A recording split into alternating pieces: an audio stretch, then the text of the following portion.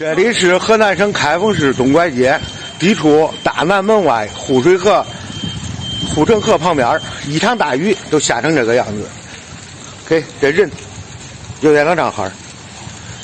开封市政府一个就是修一七六河，修来修去，街道上的水不能排到水里，不能排到河里，然后来淹老百姓。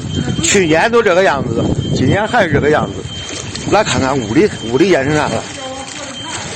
这水不让往河里排，这淹老百姓都合适了吗？来，再看看这屋里，看看